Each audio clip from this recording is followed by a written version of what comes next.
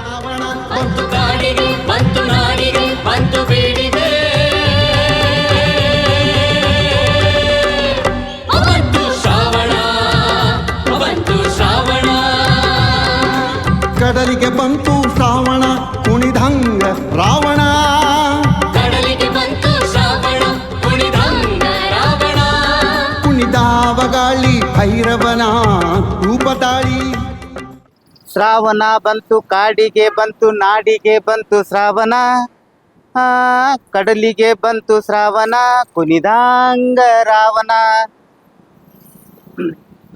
ಗಾಳಿ ಭೈರೋಬ ರೂಪ ತಾಳಿ ಬಂತು ಶ್ರಾವಣ ಎಂಬ ಕವಿ ಸಾಲು ದರಾ ಬೇಂದ್ರೆ ಅವರ ವರಕವಿ ದರಾ ಬೇಂದ್ರೆ ಅವರ ಸಾಲುಗಳಂತೆ ಶ್ರಾವಣ ಎಲ್ಲೆಲ್ಲೂ ಒಂಥರ ಒಂದು ಹಸಿರುಮಯವಾಗಿ ಪರಿಸರ ತಮ್ಮ ಪರಿವರ್ತನೆಯನ್ನ ಕಾಣ್ತಾ ಇದೆ. ಅದರಂತೆ ಶ್ರಾವಣ ತಿಂಗಳ ಪ್ರತಿ ಪವಿತ್ರವಾದ ಒಂದು ತಿಂಗಳ ಈ ತಿಂಗಳಂತೆ ಪಂಚಾಯತ್ ಸ್ವರಾಜ್ ಸಮಾಚಾರ ಪ್ರತಿ ವರ್ಷದಂತೆ ಬೆಳಗಾವಿ ಸುತ್ತಮುತ್ತಲಿರುವ ಪುಣ್ಯಕ್ಷೇತ್ರಗಳನ್ನ ಭೇಟಿ ನೀಡಿ ಅಲ್ಲಿ ಆರಾಧಿಸುವುದು ಮತ್ತು ಅದರ ಆರಾಧನೆ ಆ ಕ್ಷೇತ್ರದ ಮಹಿಮೆ ಹಾಗೂ ಆ ಕ್ಷೇತ್ರದ ಮಹತ್ವವನ್ನ ಮತ್ತು ಇತಿಹಾಸವನ್ನು ತಿಳಿದುಕೊಳ್ಳುವ ಪ್ರಯತ್ನ ಪಂಚಾಯತ್ ಸ್ವರಾಜ್ ಸಮಾಚಾರದಾಗಿದೆ.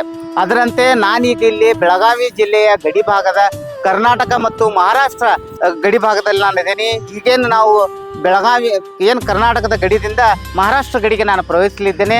ಅದರಂತೆ ಈಗ ನಾನು ಹೋಗ್ತಾ ಇರೋದು ಕ್ಷೇತ್ರ ಮಹಾರಾಷ್ಟ್ರ ಕೊಲ್ಲಾಪುರ ಜಿಲ್ಲೆಯ ಚಂದಗಢ ತಾಲೂಕಿನ ವೈದ್ಯನಾಥ್ ಪುಣ್ಯಕ್ಷೇತ್ರಕ್ಕೆ ನಾವು ಹೋಗ್ತಾ ಇದ್ದೀವಿ. ಅಲ್ಲಿ ಮಹತ್ವವನ್ನು ತಿಳ್ಕೋಣ, ಇತಿಹಾಸವನ್ನು ಅರಿತೋಣ, ಅದರ ಜೊತೆಗೆ ಅಲ್ಲಿ ಆರಾಧಿಸುವಂಥ ಶಿವನ ಯಾವ ರೀತಿಯಲ್ಲಿ ಆರಾಧನೆ ನಡೀತಾ ಇದೆ ಅನ್ನೋದನ್ನು ನಾವು ತಿಳಿದುಕೊಳ್ಳೋಣ ಮತ್ತು ಅದರ ಭಕ್ತಿ ಭಾವದ ಪಾತ್ರವನ್ನು ನಾವು ಆಗೋಣ ಅಂತ ಹೇಳಿ ತಮ್ಮನ್ನು ನಾನು ಕರ್ಕೊಂಡು ಹೋಗ್ತಾ ಇದ್ದೀನಿ. ಪಂಚಾಯತ್ ಸ್ವರಾಜ್ ಸಮಾಚಾರ ಜೊತೆ ಬನ್ನಿ ವೈದ್ಯನಾಥ್ ದೇವಾಲಯ.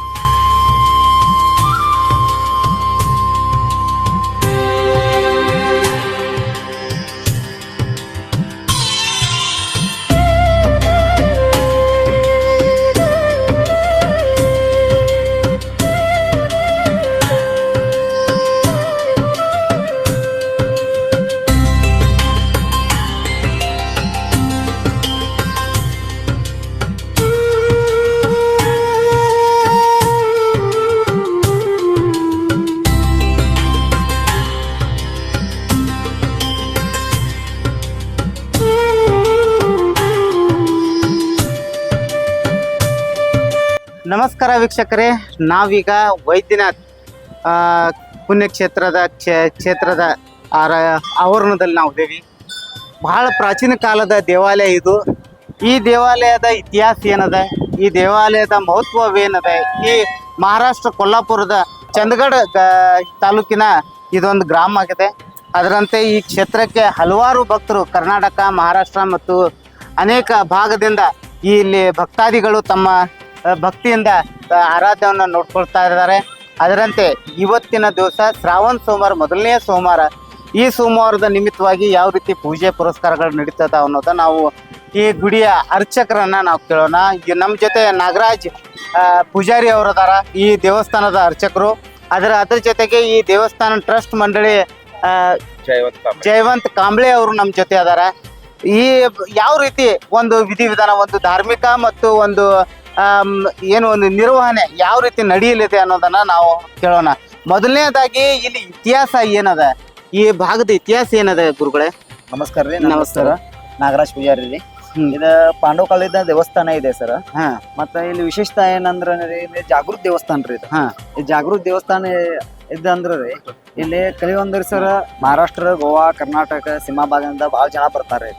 ಮತ್ತೆ ಇಲ್ಲಿ ಬೆಳಿಗ್ಗೆ 4ರಿಂದ 6 ಗಂಟೆ ಮಟ್ಟ ಅಭಿಷೇಕ ಆಗ್ತಾವ್ರಿ.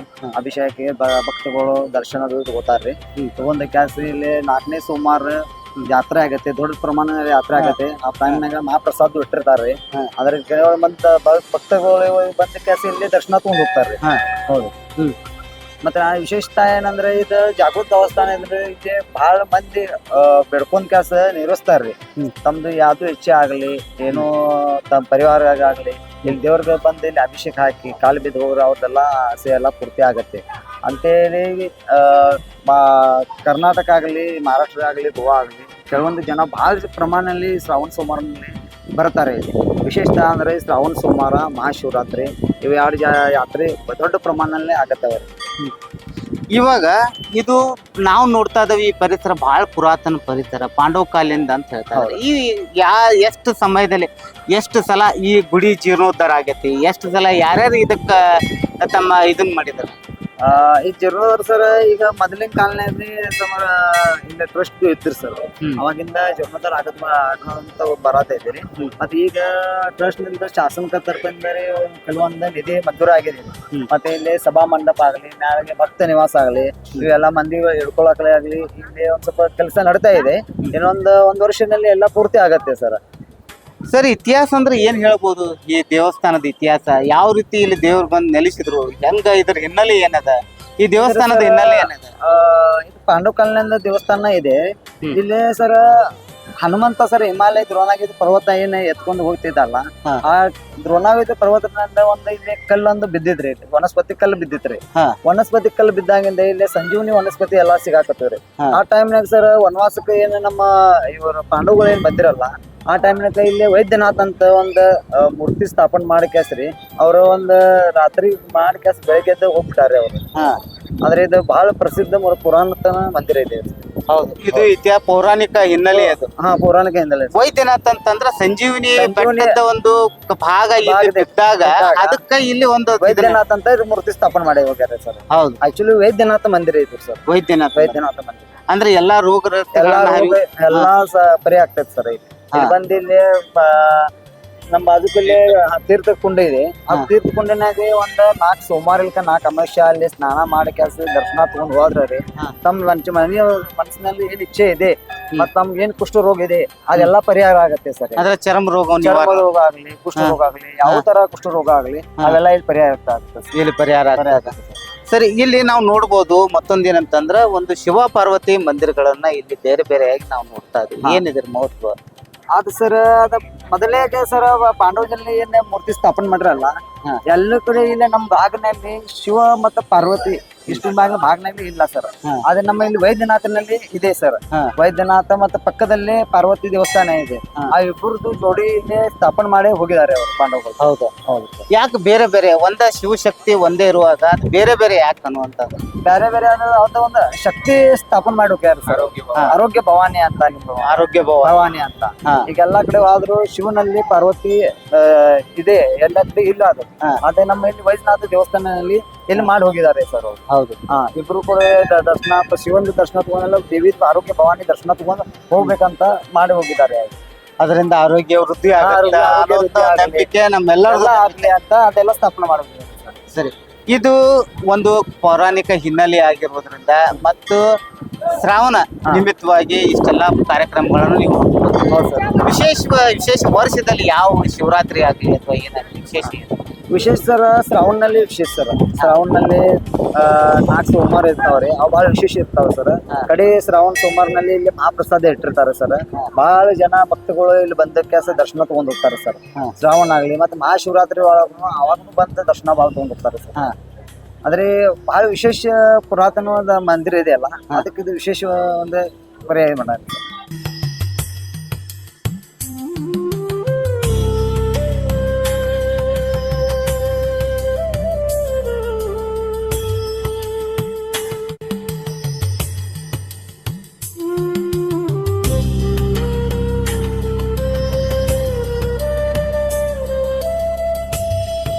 सर्वार्थ साधिके शरण्ये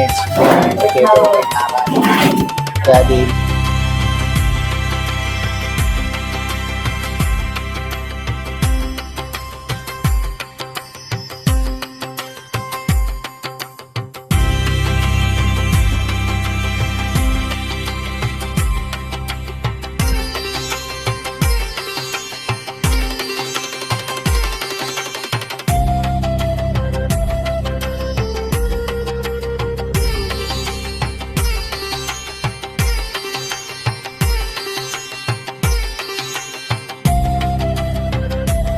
ನಾವೀಗ ಭಾಷೆಗಳಲ್ಲಿ ನಾನು ಮಹಾರಾಷ್ಟ್ರನಲ್ಲಿ ಇರೋದ್ರಿಂದ ಕನ್ನಡ ಅವ್ರಿಗೆ ಮಾತಾಡಲಿಕ್ಕೆ ಒಂದು ಅಡಚಣೆ ಇದೆ. ಅದರವಾಗಿ ಪರವಾಗಿ ನಾವು ಮರಾಠಿ ಭಾಷೆಯಲ್ಲಿ ಈ ಟ್ರಸ್ಟ್ ಯಾವ ರೀತಿ ಒಂದು ಕಾರ್ಯಕ್ರಮಗಳನ್ನ ಹಮ್ಮಿಕೊಳ್ತಾ ಇದೆ, ವರ್ಷದ ಆರಾಧನೆಗಳ ಬಗ್ಗೆ ಯಾವ ರೀತಿ ಇದನ್ನ ಮಾಡ್ತಾ ಇದೆ, ಏನು ಈ ಟ್ರಸ್ಟ್ದು ಒಂದು ಕಾರ್ಯಕ್ರಮಗಳದಾವ ಅನ್ನೋದನ್ನ ನಾವು ಜಯವಂತ್ ಕಾಂಬ್ಳೆ ಪೊಲೀಸ್ ಪಾಟೀಲ್ ಅವರು ಈಗ ಈ ಊರಿನ ಪೊಲೀಸ್ ಪಾಟೀಲ್ ಇವ್ರನ್ನ ನಾವು ಕೇಳೋಣ.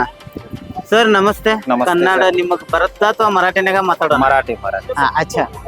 हे कसं हे ट्रस्ट कसं चालवता तुम्ही? ट्रस्ट आता हे माननीय तहसीलदार साहेब चंदगड हा. यांच्या अध्यक्षतेखाली ग्रामसेवक, तलाठी आणि पोलीस पाटील यांच्या मार्फत देवस्थानची व्यवस्था पाहिली जाते.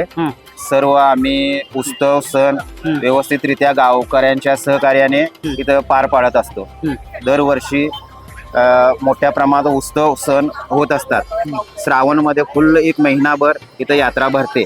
लोकांची भाविकांची गर्दी पाहता शासनाने चूक आपली सुरक्षा व्यवस्था किंवा कोणत्याही स्वरूपाची इथं कोणा भक्तांना अडचण निर्माण होणार नाही या पद्धतीने सोय केलेली असते आणि आम्ही त्याला वेळोवेळी शासनाला त्याबद्दल कळवत असतो आणि शासना सहकार्य करत असतो.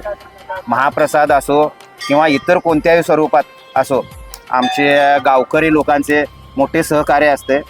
गावकरी लोक जवळजवळ श्रावणला जवळजवळ 40 ते 50 हजार लोकांचा महाप्रसाद बनवतात आणि ते लोकांना वाटतात. त्यानंतर शिवरात्रीमध्ये यात्रा सुद्धा अशीच मोठ्या प्रमाणात भरते. त्या वेळेला सुद्धा गावकरी यांचा मोठा भयंकर प्रतिसाद असतो आणि लोकांना महाप्रसाद वाटप करतो. त्यानंतर चैत्र पौर्णिमा एक असते. चैत्र पौर्णिमेचा उत्सव सुद्धा असतो, त्याच पद्धतीनं पाडला जातो. चैत्र पौर्णिमा झाल्यानंतर वसंत पंचमीला सप्ताह म्हणून 7 दिवसाचा कार्यक्रम असतो. त्याच्यात फुल 7 दिवस इथं अन्नदान असतं. भाविकांना सगळ्या मुखांतर ट्रस्ट आणि सप्ताह मंडळ म्हणून आहे गावात, त्यांच्या मार्फत ते पूर्णपणे सगळं लोकांची व्यवस्था केली जाते. कार्यक्रम असतो 8 दिवस, भजन कीर्तन इत्यादी मोठ्या प्रमाणात कार्यक्रम असतो. देवाचा महिमा चांगला आहे. पुरातत्व देवस्थान आहे आणि पांडवकालीन म्हणजेच रामायणच्या काळातलं आहे. हनुमान ज्या वेळेला श्रीलंकेला मध्ये लक्ष्मण मूर्छित पडलेला होता रावणाच्या युद्धामध्ये, त्यावेळेला हनुमान द्रोणागिरी पर्वत घेऊन जाताना त्याच्यातला एक अंश इथं पडला आणि त्याच अंशाची उत्पत्ती इथं महिपाळगड म्हणून निर्माण झाली. महिपाळगडमध्ये निर्माण झाले आणि तिथंच एक त्यावेळेस शिव मंदिर स्थापन झालं.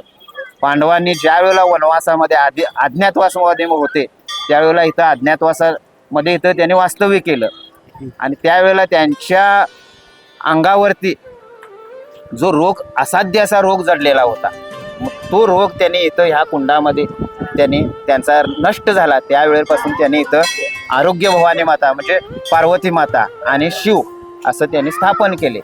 त्यावेळेपासून वैजनाथाचा महिमा आपला मोठा परंपरा चालली आणि दरवर्षी हजारो भाविक इथं वैजनाथला भेट देत असतात.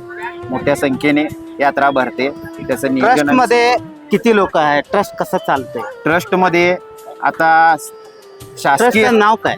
शासकीय ट्रस्ट वैजनाथ देवस्थान स्थानिक सल्लागार कमिटी असं. शासकीय मग 4 माणसं आहेत आणि इतर सर्व आपले गावकरी आहेत. सप्ताह मंडळ 52 आहेत आणि गावकरी पूर्ण गावकऱ्यांना सामावून असे ट्रस्ट झालेले आहेत. हे मंदिर देव हे शासनाच्या खाली आहे, मुजरा इलाक्यामध्ये आहे? नाही, देवस्थान पश्चिम महाराष्ट्र देवस्थान कमिटी यांच्या आधिपत्याखाली ही कमिटी आहे. ते सचिवालय आहे? हा, मुख्य सचिव ते. हे सगळं हे वर्षभरात एवढं काम करतात. धन्यवाद साहेब, माझ्याबरोबर बोलल्याबद्दल ಥ್ಯಾಂಕ್ ಯು. ಧನ್ಯವಾದ. ಈಗಾಗಲೇ ನಾವು ನೋಡ್ಬೋದು, ಈಗಾಗಲೇ ಮಹಾರಾಷ್ಟ್ರ ಸರ್ಕಾರದ ಮತ್ತು ಸರ್ಕಾರದ ನಿಯಮಾವಳಿಗಳು ಹಾಗೂ ಈ ದೇವಸ್ಥಾನ ಟ್ರಸ್ಟ್ದಿಂದ ಅನೇಕ ಧಾರ್ಮಿಕ ಕಾರ್ಯಕ್ರಮಗಳನ್ನು ಇಲ್ಲಿ ಹಮ್ಮಿಕೊಳ್ತಾ ಇದ್ದಾರೆ. ವರ್ಷಾದ್ಯಂತ ಅನೇಕ ಉತ್ಸವಗಳನ್ನು ಈ ಪರಿಸರದಲ್ಲಿ, ಈ ಮಂದಿರದಲ್ಲಿ ನಡೆಸಲಾಗ್ತಾ ಇದೆ. ಅದರಂತೆ ಅನೇಕ ಕರ್ನಾಟಕ ಆಗಿರ್ಬೋದು, ಮಹಾರಾಷ್ಟ್ರ ಆಗಿರ್ಬೋದು, ಅನೇಕ ಭಾಗಗಳಿಂದ ಇಲ್ಲಿ ಜನ ಬರ್ತಾ ಇದ್ದಾರೆ. ಬೆಳಗಾವಿಯಿಂದ ಬರೀ ಒಂದು 20 ಕಿಲೋಮೀಟರ್ ಅಂತರದಲ್ಲಿ ಇರುವಂಥ ಈ ಪುಣ್ಯಕ್ಷೇತ್ರ ಒಂದು ಪವಿತ್ರವಾದ ಪುಣ್ಯಕ್ಷೇತ್ರ ಇದೆ. ವೈದ್ಯನಾಥ ಯಾಕೆ ಇಲ್ಲಿ ಹೆಸರು ಬಿದ್ದಿದೆ ಅನ್ನೋದನ್ನು ಒಂದು ಭಾಳ ಆಶ್ಚರ್ಯಜನಕವಾದಂಥ ಒಂದು ಪ್ರಸಂಗವನ್ನು ಇಲ್ಲಿ ನೆನಪಿಸ್ಕೊಳ್ತಾ ಇದ್ದಾರೆ. ಯಾವ ಕಾಲದಲ್ಲಿ, ರಾಮಾಯಣ ಕಾಲದಲ್ಲಿ ರಾಮ ಮತ್ತು ರಾವಣನ ವಿರುದ್ಧ ನಡೀತಿರುವಾಗ ಲಕ್ಷ್ಮಣ ಇಂದ್ರಜಿತ್ನ ಬಾನ್ನಿಂದ ಬುರ್ಚಿತ್ ಹೋಗ್ತಾನ. ಆ ಸಂದರ್ಭದಲ್ಲಿ ದ್ರೋಣಗಿರಿ ಪರ್ವತವನ್ನ ಏನು ಹನುಮಂತ ತೆಗೆದುಕೊಂಡು ಬರುತ್ತಿರುವಾಗ ಅಂತ ಸಂದರ್ಭದಲ್ಲಿ ಒಂದು ಅಂಶ ಈ ಭಾಗದಲ್ಲಿ ಈ ನೆಲದಲ್ಲಿ ಬಿದ್ದಿರುವ ಒಂದು ಘಟನೆ ನೆನೆಸುವಂತ ನೆನಪಿಸಿಕೊಳ್ಳುವಂತ ಮತ್ತು ಅದನ್ನು ಸ್ಮರಿಸುವಂತ ಒಂದು ವಿಷಯವಿದೆ ಆಗಿದೆ. ಅದರಿಂದಾಗಿ ಇಲ್ಲಿ ವೈದ್ಯನಾಥ ಅಂತ ಹೆಸರು. ಯಾಕಂತಂದ್ರೆ ಈ ಭಾಗದಲ್ಲಿ ಆ ದ್ರೋಣಗಿರಿ ಪರ್ವತದ ಏನು ಅಂಶ ಬಿದ್ದಿರುವುದರಿಂದಾಗಿ ಸಂಜೀವಿನಿ ಇಲ್ಲಿ ಈ ಭಾಗದಲ್ಲಿ ಬೆಳೆದಿರುವಂತ ಒಂದು ಭಾವನೆ ಇಲ್ಲಿಯ ಸ್ಥಳೀಯ ಜನ ಮತ್ತು ಭಕ್ತರ ನಂಬಿಕೆ ಆಗದಾಗಿದೆ. ಅದರಂತೆ ಆ ಭಾವನೆಯಿಂದಾಗಿ ಈ ಪರಮೇಶ್ವರನಿಗೆ ವೈದ್ಯನಾಥ ಅಂತ ಹೆಸರನ್ನ ಇಲ್ಲಿ ನೀಡಲಾಗಿದೆ. ಆ ವೈದ್ಯನಾಥ ಜೊತೆ ಭವಾನಿ ಆರೋಗ್ಯ ಭವಾನಿ ಕೂಡ ಈ ಪರಮೇಶ್ವರನ ಜೊತೆ ಇಲ್ಲಿ ನೆಲೆಸಿದ್ದಾಳೆ. ಈ ಪುಣ್ಯಕ್ಷೇತ್ರ ಬಂದಂತ ಭಕ್ತರುಗಳಿಗೆ ಆರೋಗ್ಯವನ್ನು ನೀಡ್ತಾ ಇದ್ದಾರೆ.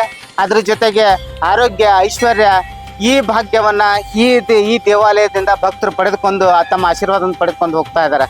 ತಾವು ಎಲ್ಲರೂ ಇಲ್ಲಿ ಬರಬೇಕು. ಈ ಕ್ಷೇತ್ರದ ಮಹಿಮೆ ಮತ್ತು ಕ್ಷೇತ್ರದ ಪುಣ್ಯವನ್ನ ಪಡೆದುಕೊಳ್ಬೇಕು ಅನ್ನೋದನ್ನ ಪಂಚಾಯತ್ ಸ್ವರಾಜ್ ಸಮಾಚಾರ ತಮ್ಗೆಲ್ಲರಿಗೂ ಕೇಳ್ತದೆ. ಅದ್ರ ಜೊತೆ ನಾವು ಈಗ ಆರೋಗ್ಯ ಭವಾನಿ ಅವರ ದರ್ಶನವನ್ನು ಕೂಡ ನಾವು ಮಾಡೋಣ.